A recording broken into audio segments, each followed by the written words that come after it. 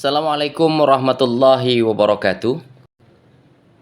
Bismillah walhamdulillah wassalatu wassalamu ala rasulillah Sayyidina Muhammad ibn Abdillah wa ala alihi wa sahbihi wa mawala. La haula wa la quwata illa billah, amma ba'du.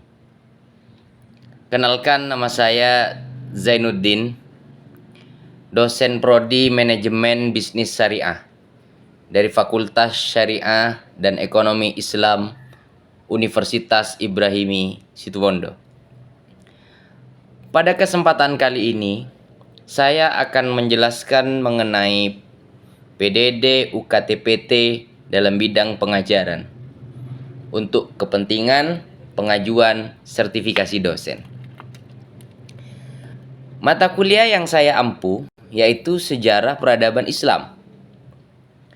Adapun deskripsi singkat mata kuliah ini adalah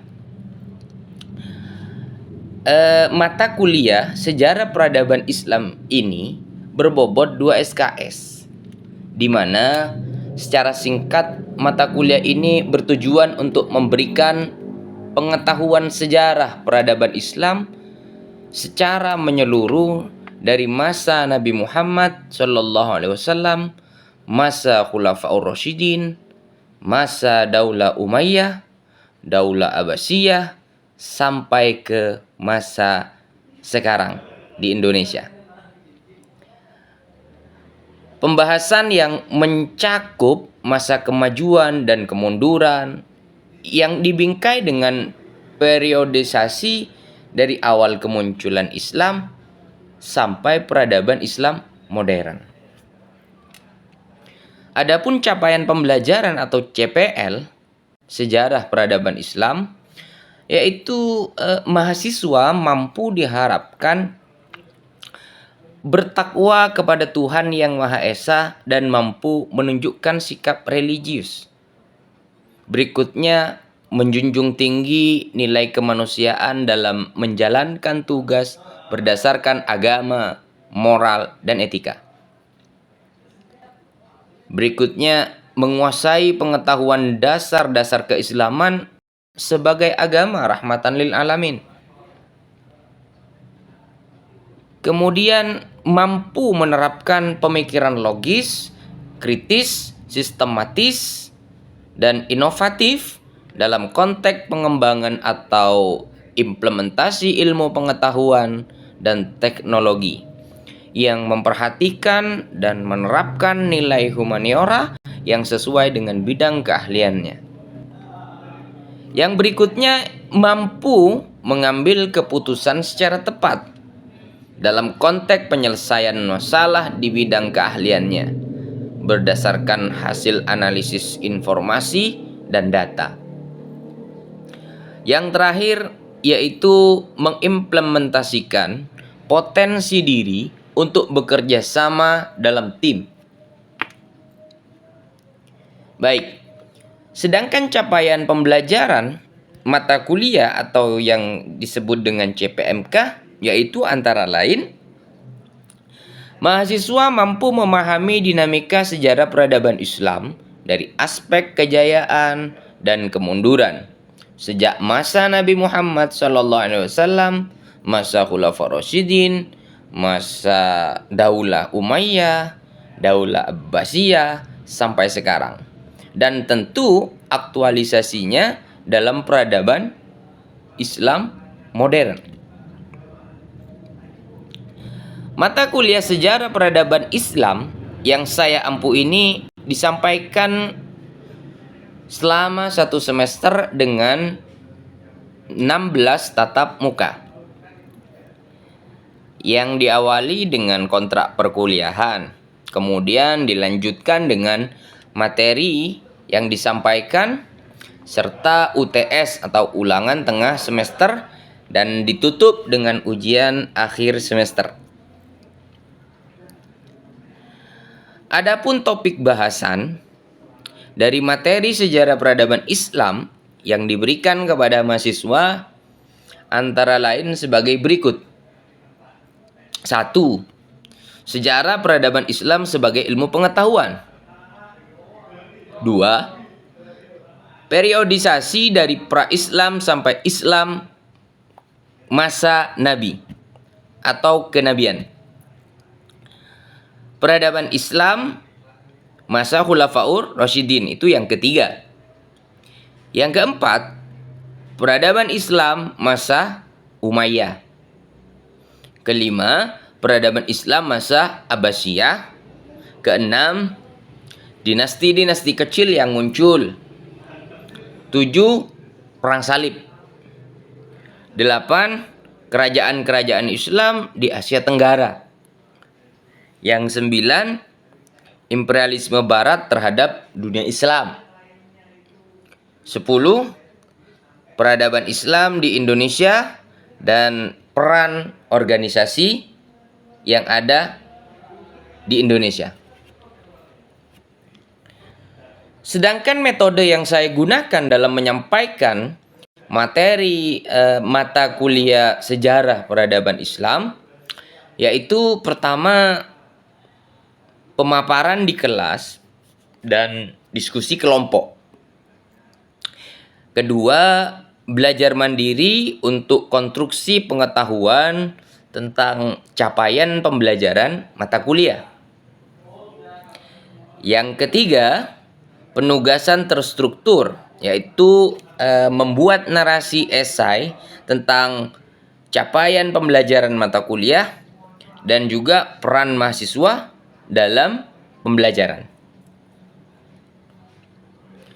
Sedangkan untuk sistem penilaian pembelajaran, saya menerapkan dalam setiap materi yang diberikan per tatap muka sebesar 5%. Sehingga jumlah seluruh tatap muka sebesar 70%.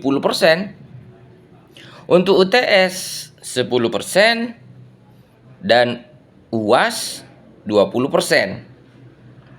Sehingga jika ditotal dengan seluruh tatap muka mencapai 100%. Nah, itu tadi gambaran tentang mata kuliah sejarah peradaban Islam.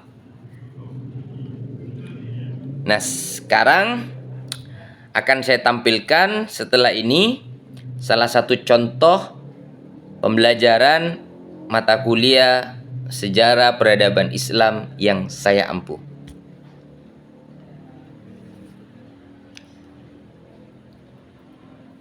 Assalamualaikum warahmatullahi wabarakatuh. Waalaikumsalam warahmatullahi wabarakatuh. Bismillah, walhamdulillah, wassalatu wassalamu ala rasulillah Sayyidina Muhammad ibn Abdillah wa ala alihi wa sahbihi wa mawala. La haula wa la quwata illa billah, amma ba'du. Bagaimana kabarnya? Alhamdulillah. Sehat ya? Ya. Baik, sebelum kita mulai, kita awali dengan berdoa. Silakan Kosma untuk dipimpin. Mari kita berdoa bersama. Bismillahirrahmanirrahim. Rabbi shrah li sadri wa yassir li amri wahlul 'uqdatam min lisani yafqahu qawli. Amin. Baik, kali ini kita akan membahas tentang sejarah peradaban Islam masa Sayyidina Umar bin Khattab. Setelah minggu yang lalu kita membahas tentang peradaban Islam di masa Sayyidina Abu Bakar.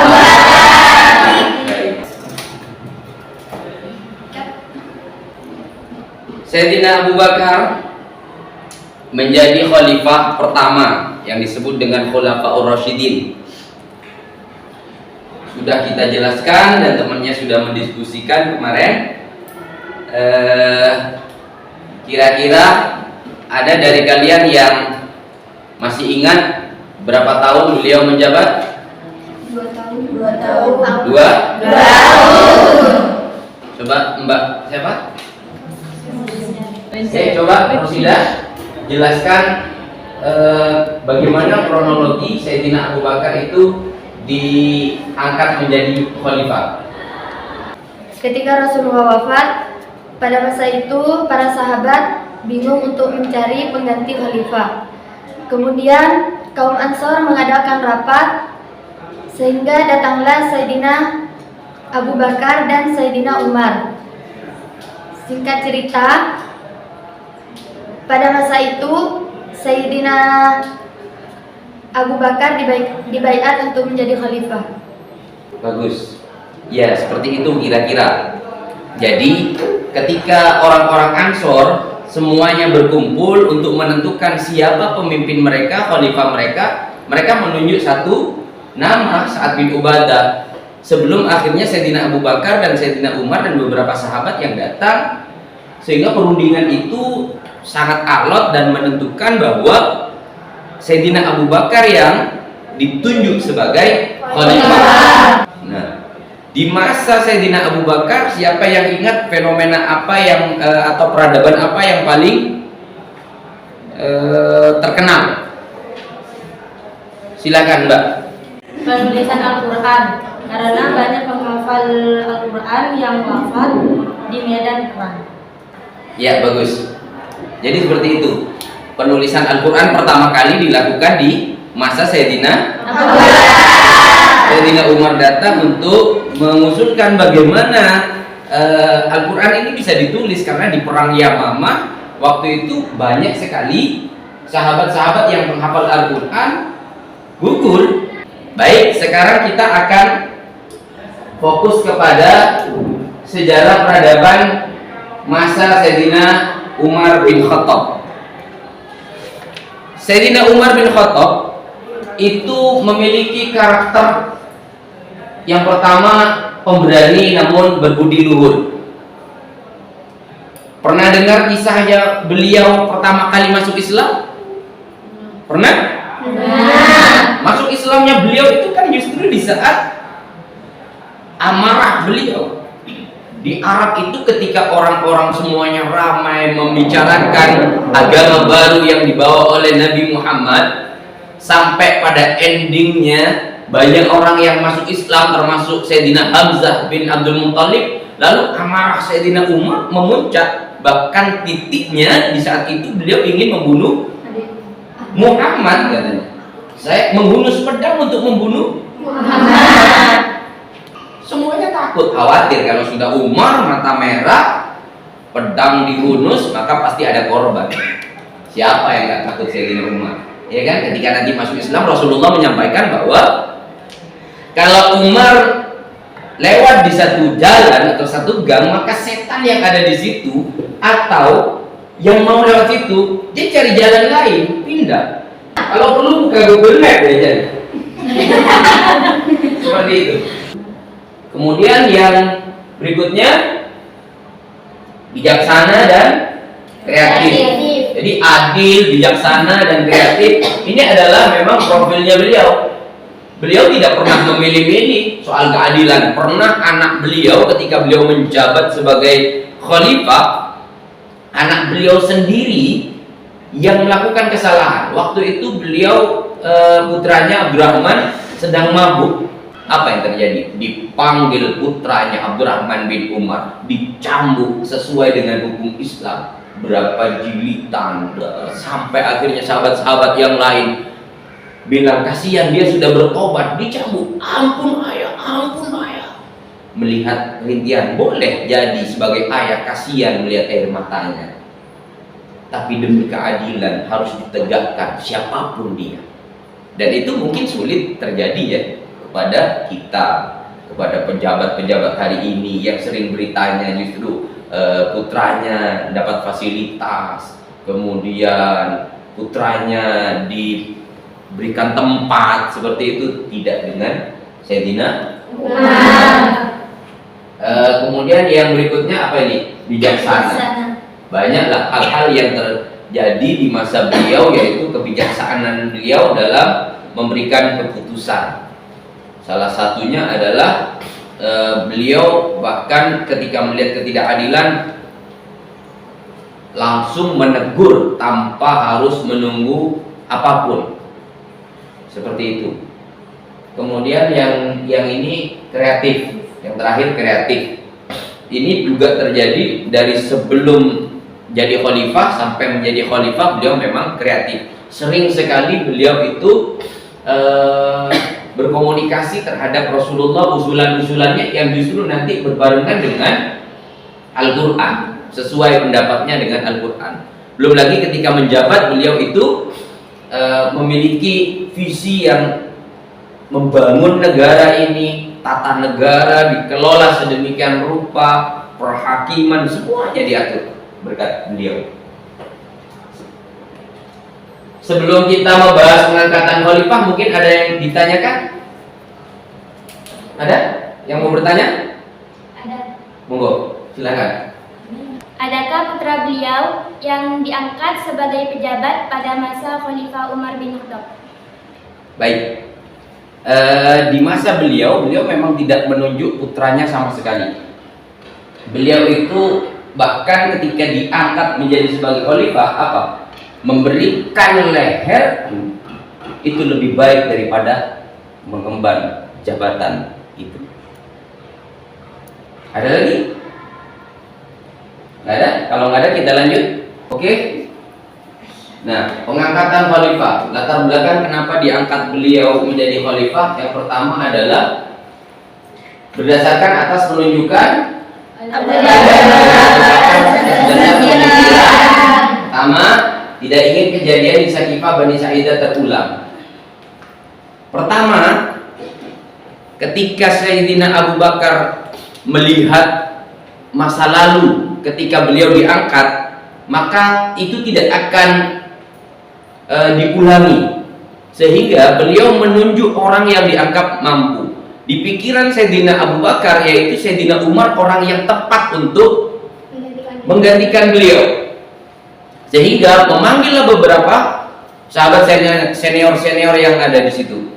Ditanya Sayyidina Utsman, misalnya Sayyidina Abdurrahman bin Auf, ditanya bagaimana Sayyidina Umar, bagaimana Umar. Singkat cerita, mayoritas dari sahabat-sahabat yang senior itu sepakat bahwa Umar adalah orang yang tepat untuk dijadikan khalifah.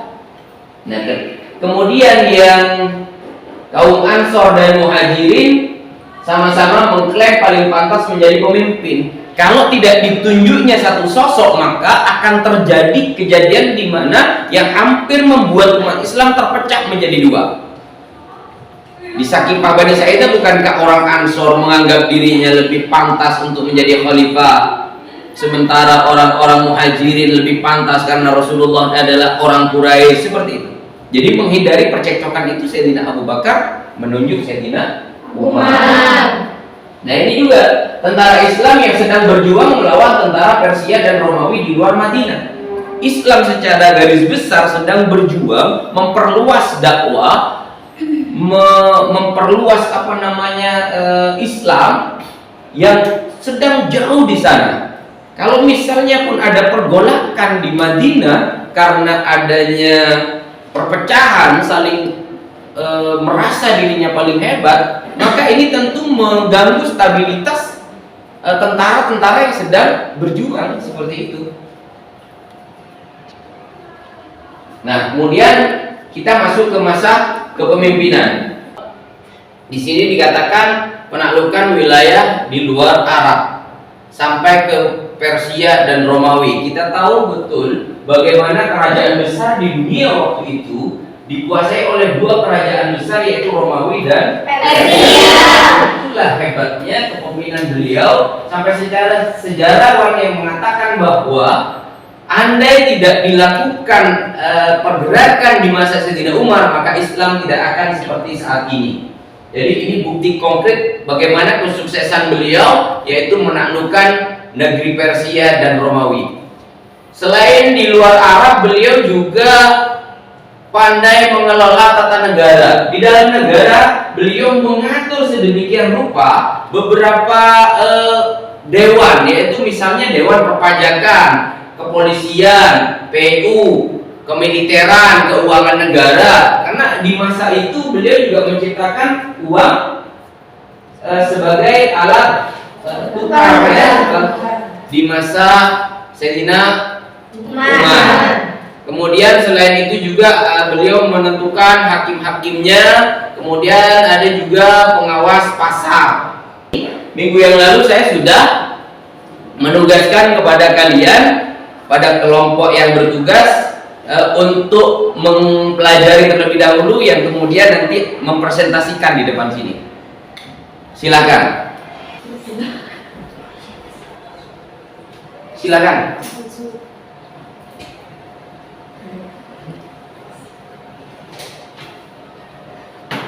Assalamualaikum warahmatullahi wabarakatuh. Waalaikumsalam warahmatullahi wabarakatuh. Di sini saya akan mempresentasikan tentang sejarah sahabat Nabi, yakni Umar bin Khattab. Sayyidina Umar bin Khattab adalah salah satu khalifah kedua setelah Sayyidina Abu Bakar. Keteladanan dapat kita ambil dari Sayyidina Umar bin Khattab adalah salah satunya pada saat beliau masuk Islam, beliau memiliki kecerdasan yang kecerdasannya dapat mempraktekkan hal-hal yang akan terjadi di masa depan. Pada masa Sayyidina Umar bin Khattab, beliau membentuk pengelola tata negara yang di dalamnya terdapat perpajakan, Dewan Keuangan, kepolisian, PU, dan kemiliteran. Di masa beliau pula, beliau menaklukkan wilayah di luar Arab seperti Persia dan Romawi. Terus, masa kepemimpinan beliau berjalan 10 tahun 6 bulan 4 hari. Lantas, masa kepemimpinan beliau wafat dengan cara dibunuh oleh budak Abu Lu'lu'ah dari Persia. Mungkin hanya ini yang bisa saya presentasikan. Sekian dari saya. Wassalamualaikum warahmatullahi wabarakatuh. Waalaikumsalam warahmatullahi wabarakatuh. Baik, terima kasih Mbak Sheila. Silakan kita beri apresiasi. Aplaus.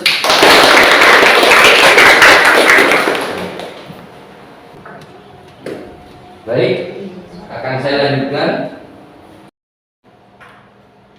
Di akhir kepemimpinan beliau itu membentuk Dewan Syuro. Karena penusukan yang tadi diceritakan oleh Mbak Sheila, ketika adzan subuh beliau menjadi imam sholat, disitulah kejadian penusukan. Dendam seorang budak di mana negerinya diluluhlantahkan di masa kekuasaan Sayyidina Umar, sehingga terjadi pembunuhan itu. Dan 3 hari setelah itu luka ini digunakan untuk tetap membentuk Dewan Syuro, yaitu 6 orang sahabat, yang mana 6 orang sahabat itu sebagai orang yang menentukan siapa yang akan menjadi penggantinya. Dan 3 di antara sahabat yang 6 itu adalah calonnya. Kemudian beliau juga menunjuk putranya Abdullah bin Umar sebagai mediator, tidak untuk mengikutkan dalam yang ke-6 sehingga suaranya berpengaruh kepada salah satu di antara yang 3, tidak, tetapi hanya mediator. Andai ada kesamaan suara di antara 2 calon, maka Abdullah lah yang menjadi mediator. Itu yang ditunjuk beliau.